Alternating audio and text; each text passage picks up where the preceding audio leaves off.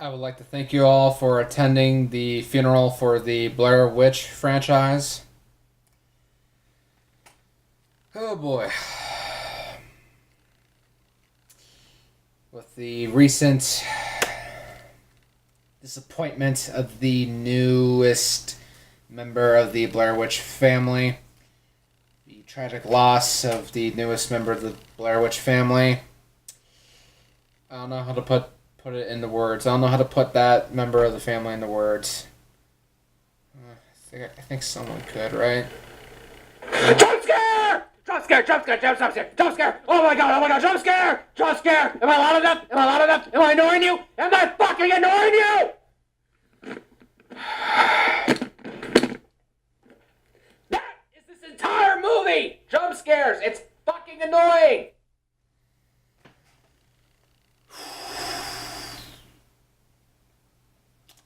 That guy summed it up pretty much. That's basically it. I could just end it right there. I could just end it, but no. I have to continue. Yes. Blair Witch 2016 is filled with jump scares. A whole lot of them, and it's fucking annoying. But I can't just focus on that. I gotta focus on the other aspects of it. Acting. Oh, man. No, I can't. I can't focus on acting. Why? You do not know the plot of the movie! Alright. Or the basic facts about the movie. Okay. So. Directed by Adam Wingard. Written by Simon Barrett. Executive produced by 3 of the producers from Haxan Films, who made the original movie. Starring James Allen McCune as James Donahue, Callie Fernandez as Lisa Arlington, Brandon Scott as Peter, Valerie Curry as Talia, Corbin Reed as Ashley, and Wes Robinson as Lane. Blair Witch 2016 takes place in 2014, just 20 years after Heather Donahue and her friends went missing, and just 15 years after Heather's mother, Angie, sent the footage over to Haxan Films, and they released it worldwide for people across the United States and other countries to watch and believe it was actually real. Whatever. All right.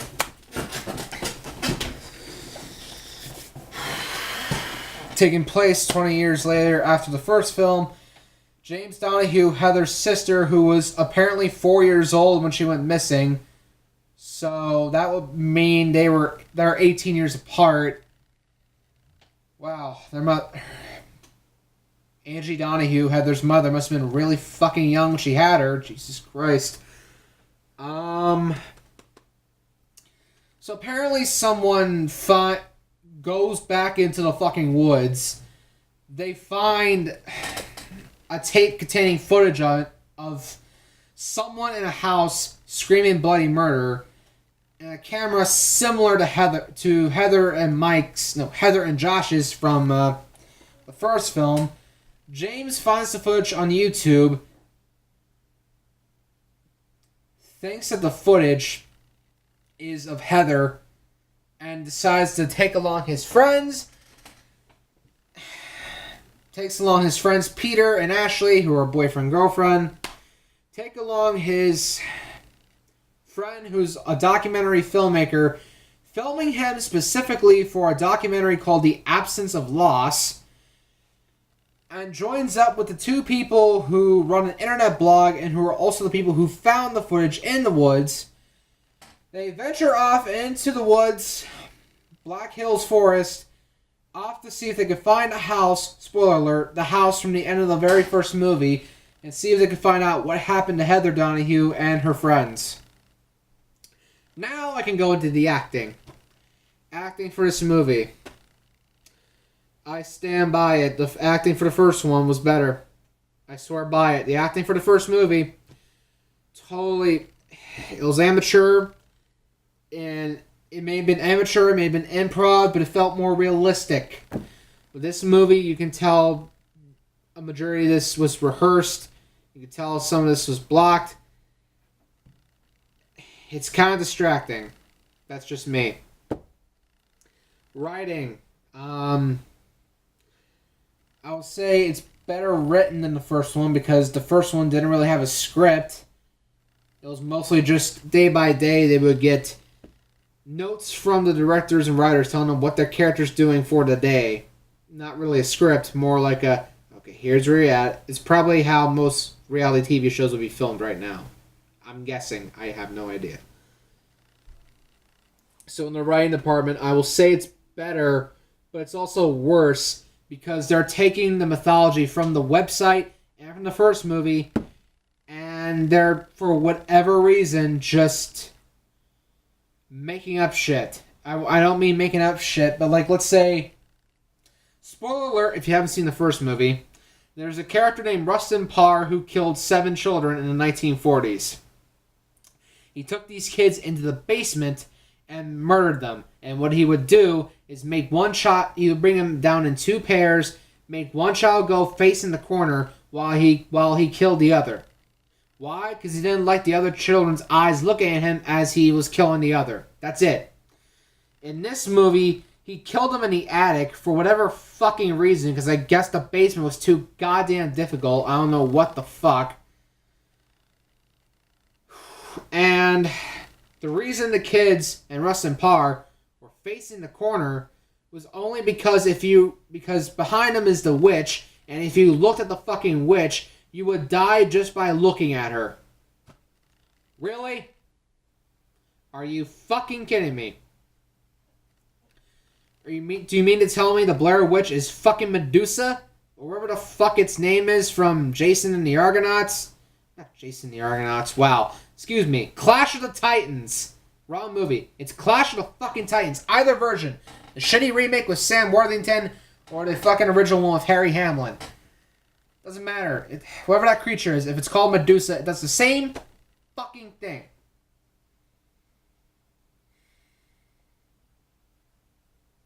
Production design. It's about as the same as the first movie. In the first movie, there's a few locations in the beginning.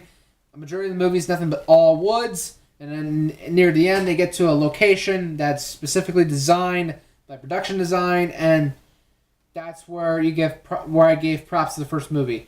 I would say I give it to this movie too.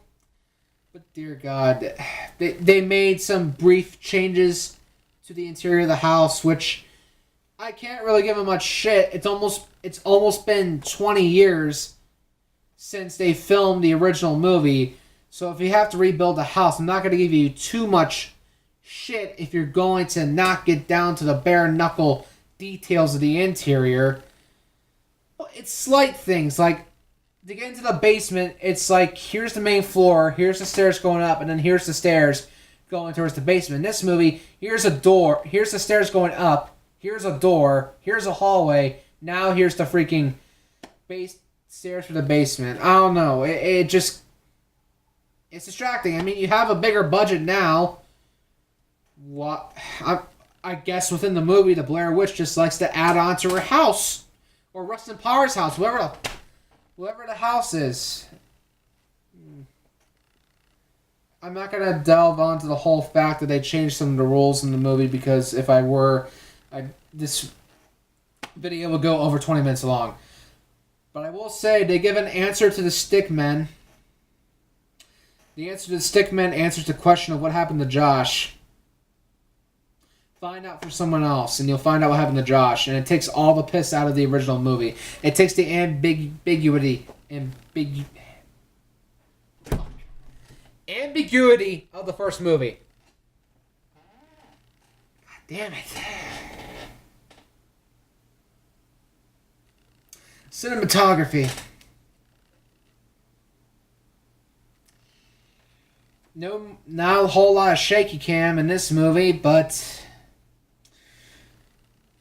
the thing about found footage movies is, even though you know they're not really found footage movies, they're not compiled footage actually found of missing people, the purpose of a found footage movie is when you go into the theater, you're immersing yourself into the universe that the characters that you're watching the movie are in.